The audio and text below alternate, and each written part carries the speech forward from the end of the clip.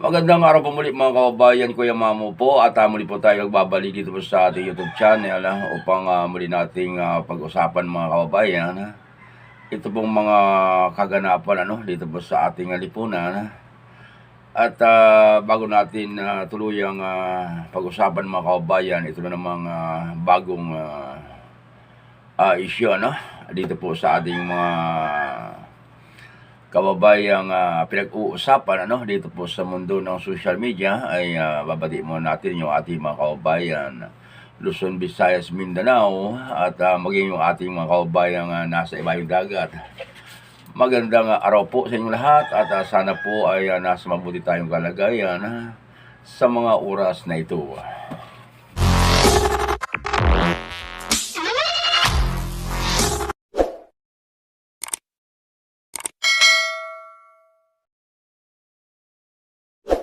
Mga kababayan, pag-usapan muli natin ito pong namamayagpag na pangalang Epifanio Labrador at hindi po tayo titigil mga kababayan sa pagsubaybay dito po sa mga nagiging kaganapan sa buhay ni Labrador sapagkat marami po ang mga kababayan natin na sumusubaybay dito po sa takbo ng buhay nito pong si Labrador.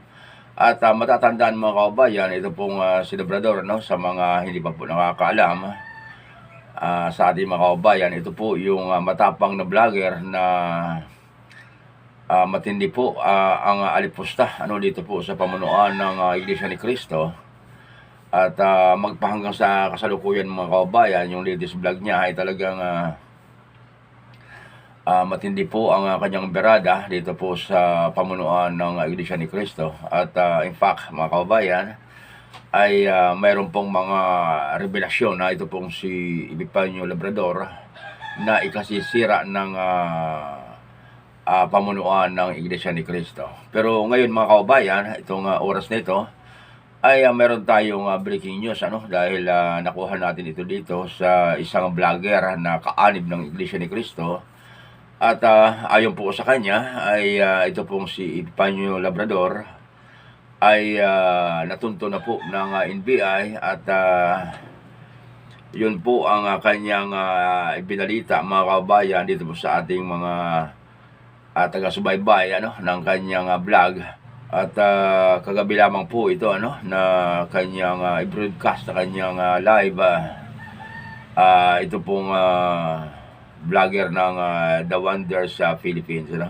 At panunuorin po natin ng mga kababayan ito pong breaking news na ito mula po ito dito sa vlogger ng The Wonder Philippines. At kung saan man niya nakuha ito pong impormasyong ito ay sila po ang nakakaalam. At panuorin po natin yung kanyang breaking news. Gandang gabi po sa inyo. Magantay po tayo ng mga viewers natin. Meron tayong breaking news ngayon. Kaya tayo nag-live. Naku, yari ka Epifanio ngayon. Talaga bilang na yung araw mo. Nako, yari ka. Naku po, eto na mga kababayan. May nagtimbre sa atin Nako, yari. Epifanio, nako. Meds Els. Hello mga kapatid from Negros Oriental. Grabe naman kasi itong mga kababayan itong si Epifanio Labrador mga kababayan. Di ba naghahamon na naman itong si Epifanio Labrador. Nakita nyo naman ang kanyang video. Yung bago niyang upload, binastos niya po ang Ka Felix Manalo, mga kapatid at mga kababayan. Grabe yung mga ginagawa niyang mga kwento niya. Gusto niyo kong ipakita yung bago niyang video, mga kapatid, kung paano niya bastusin ang Ka Felix Manalo. Hindi lang niya minura ang Ka Eduardo Manalo, inalipusta rin niya ang Ka Felix Manalo. Ang dami niyang mga gawa-gawang kwento, mga kababayan. Yari ito si Epifanio ngayon, mga kababayan. na-detect na ng NBI ito, mga kababayan. Ay, yari.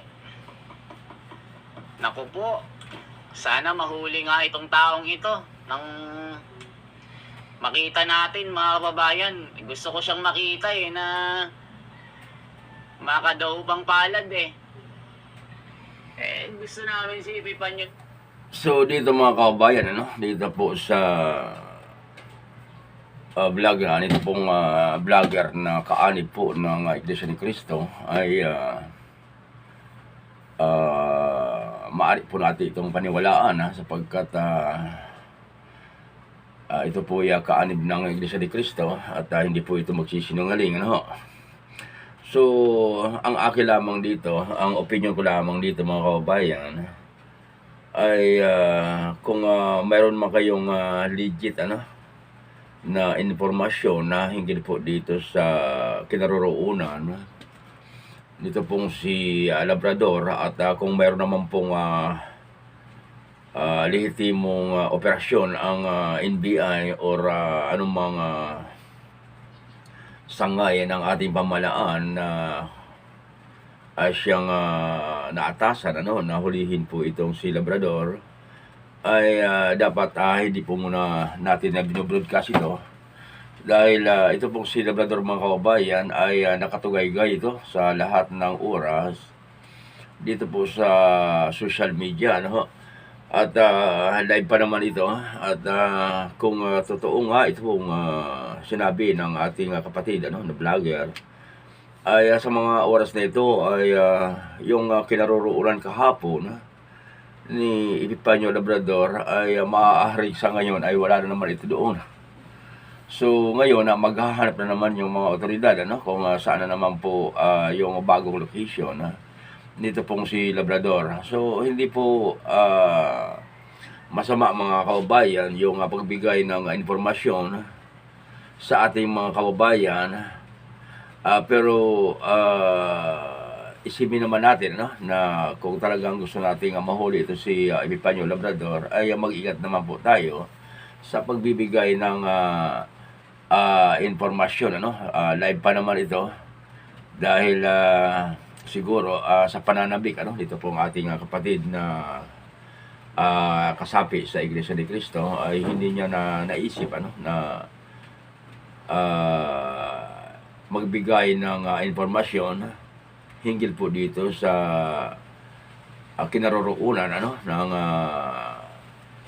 matapang na vlogger na ito. At alalahanin po natin mga kapatid, mga kababayan, ito pong si Epifanio Labrador ay hindi po ito pangkaraniwang puganti, at alam naman po natin yung background nito at nagkalat na po ito sa social media, yung background nito si Labrador na ayon po sa mga report ay isa po itong hitman at expert sa martial arts at founder ng isang organisasyon, at kaya nga po ito tinaguri ang Supremo sapagkat talagang may abilidad. Kaya naman hindi po ito basta-bastang kumbaga ito yung maituturing na palus, dahil maaaring ito po ay madulas na mahuli ng mga otoridad dahil malakas yung kanyang pakiramdam at hindi po ito papasok sa ganitong sitwasyon mga kababayan kung ito pong si Labrador ay pahina-hina, at yun nga po sa kanya ay malayo para po ang kalaban ay nararamdaman na nila. So ibig sabihin lamang mga kababayan na talagang ito pong si Labrador ay madulas, Kaya naman kung mayroon pong mga legit na informasyon hinggil sa kinaroroonan nito pong si Labrador ay mag-ingat po tayo sa pagbigay ng informasyon sa pamamagitan po ng live broadcast. So ito lamang po mga kababayan ang ating maibibigay na informasyon sa ating mga kababayan, at sa mga susunod na mga oras ay muli tayong magbabalik mga kababayan at upang muli natin pag-usapan yung mga may init na isyu dito po sa ating lipunan. Ito po muli ang inyong lingkod, si Kuya Mamo, at nagsasabing mabuhay po tayong lahat at God bless po. Bye-bye.